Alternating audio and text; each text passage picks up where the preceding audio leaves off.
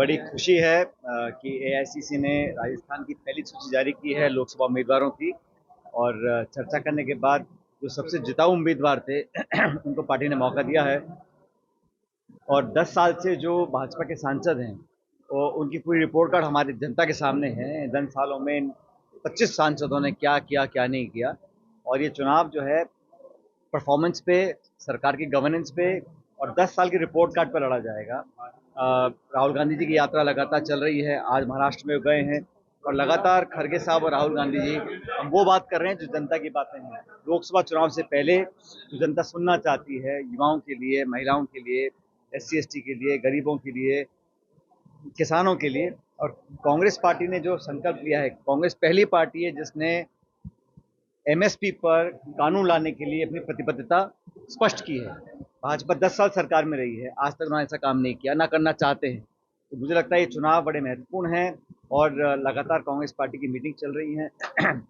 और एआईसीसी ने जो अध्ययन करने के बाद लोगों को मैदान में उतारा है, मैं समझता हूँ वो बहुत सबसे जिताऊ उम्मीदवार है। और अच्छे बड़े बहुमत से इस बार कांग्रेस पार्टी लोकसभा चुनाव में परफॉर्म करने वाली है। राजस्थान के 10 नाम आए हैं। ये तय हो गया कि अशोक जी और सचिन पायलट जो चुनाव नहीं लड़ेंगे। देखिए, जो भी चुनाव लड़ेगा या नहीं लड़ेगा, इसका निर्णय अखिल भारतीय कांग्रेस कमेटी के अध्यक्ष और हमारी सीसी होती है, जो सेंट्रल इलेक्शन कमेटी होती है, वो सारी बात संज्ञान में लेने के बाद अलग अलग व्यक्तियों को, कार्यकर्ताओं को, नेताओं को जिम्मेदारी देती है। किसी को प्रदेश की, किसी को जिले की, किसी को चुनाव की, किसी को प्रचार की। तो अलग अलग काम बटे हुए हैं। लेकिन जो भी चुनाव लड़ रहा है उम्मीदवार, वो कांग्रेस पार्टी का उम्मीदवार है और हम सब लोगों का उम्मीदवार है।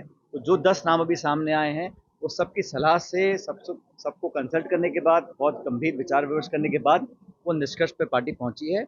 और आप देखिएगा जो लिस्ट आई है उसमें काफ़ी सारे नौजवानों को मौका दिया है, कुछ अनुभवी लोग भी हैं। लेकिन सबसे जिताऊ उम्मीदवार है उसको पार्टी ने नॉमिनेट किया चुनाव लड़ने के लिए। राहुल केसवाल जी कांग्रेस में शामिल हुए हैं।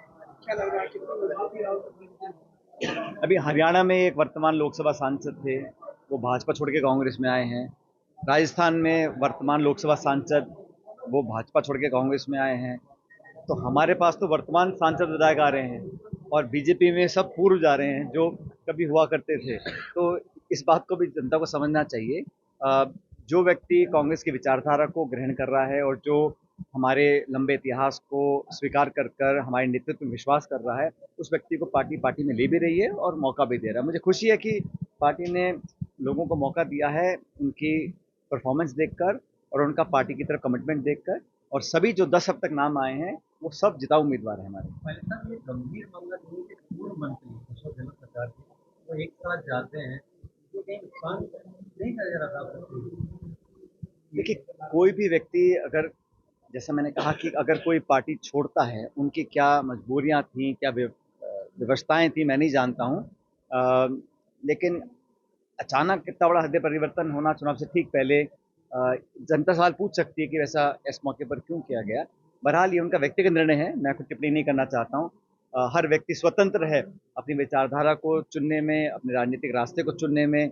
और ये समय और जनता बताएंगे कि ये निर्णय सही था या गलत था। मैं ऐसा मानता हूँ कि 10 साल के कार्यकाल के बाद अब मैं कई राज्यों में दौरा मैंने किया है, अच्छा माहौल हमारे इंडिया अलायंस का बन रहा है। हमारे एक दो घटक दलों से हमारी समझौते पूरी तरह संपूर्ण नहीं हो पाए हैं, लेकिन बहरहाल जो 2 दर्जन पार्टियां लड़ रही हैं इंडिया अलायंस में, मजबूती से लड़ रही हैं। और मुख्य मुकाबला उत्तर भारत में खास तौर से भाजपा कांग्रेस का होगा। क्या चुनाव के आचार संहिता से पहले 3 महीने लागू कर किस नजरिए से? नहीं, तो बहुत पुराना कानून था, इसको चुनाव की आचार संहिता से ठीक पहले लाया गया है। मुझे खुशी होती है अगर ये सरकार एमएसपी पे कानून लेके आती है, ये सरकार नरेगा की तरह कोई रोजगार संबंधी कानून लेके आती है, जन कल्याण का ऐसा कोई कानून लेके आती है, हम उसका स्वागत करते हैं। देखिए, कोई भी काम अगर जनता के हित में होता है तो सरकार कोई भी हो उसको हम अप्रिशिएट करते हैं। लेकिन ये जो किया गया है ठीक पूर्व संध्या पे चुनाव के, ये कहीं ना कहीं इसमें ध्रुवीकरण करने की कोशिश मैं समझता हूँ केंद्र सरकार की रही है। अब चंडीगढ़ में चुनाव हो रहे हैं, निर्वाचन अधिकारी क्या कर रहे हैं, सुप्रीम कोर्ट को हस्तक्षेप देने के बाद न्याय वहाँ पर हम लोग ला पाए, आ पाए। अभी निर्वाचन आयोग जो हमारे कमिश्नर हैं वो इस्तीफा दे रहे हैं। तो बहुत सारी चीज़ें हो रही हैं जो जनता के मन में एक संदेह पैदा कर रही हैं कि जो विश्वसनीयता है संस्थानों की, जो क्रेडिबिलिटी है, वो कहीं कमज़ोर ना हो। और सरकार जानबूझकर ऐसा कदम उठाती है कि विश्वसनीयता कमज़ोर हो हमारी संस्थाओं की, संवैधानिक संस्थाओं की। ये लोकतंत्र के लिए एक शुभ संकेत नहीं है। क्या लग रहा है पायलट साहब के मन में क्या है? इसी को लोकसभा सीट है जहाँ से चुनाव लड़ने की इच्छा है। देखिए, मैंने कहा ना, अभी हमारे 15 लोग हमने डिक्लेयर किए हैं और अगले 10 डिक्लेयर किए हैं, 15 डिक्लेयर करने बाकी हैं। तो जहां पार्टी जो उपयुक्त उम्मीदवार होगा, और उम्मीदवार एक ही व्यक्ति है लेकिन पार्टी पूरी चुनाव लड़ती है। आज हमारे टोंक सवाईमाधोपुर क्षेत्र से हम लोगों ने, पार्टी ने हरीश मीणा जी को अपना उम्मीदवार बनाया है। तो व्यक्ति वो एक है लेकिन पूरी पार्टी चुनाव लड़ेगी, वो जिताकर भेजेंगे यहाँ से लोकसभा क्षेत्र से, हम सबका संकल्प है। ऐसे ही जो बाकी 9 उम्मीदवार हैं अलग अलग जिलों के हैं, वो सब हमारे उम्मीदवार हैं और हम पूरी ताकत से चुनाव लड़ेंगे। और जो माहौल में देख रहा हूँ, अब भारतीय जनता पार्टी अगर इतनी कॉन्फिडेंट होती कि 300 पार, 400 पार, 500 पार अगर वो कर रहे होते, तो एक एक सीट पर अपने विपक्ष की विरोधी लोगों को क्यों ले रहे हैं।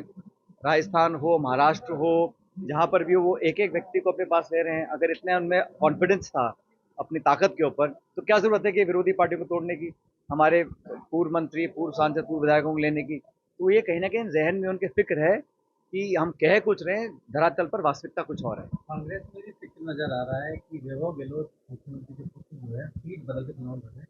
पिछला चुनाव वो जोधपुर से आ रहे थे।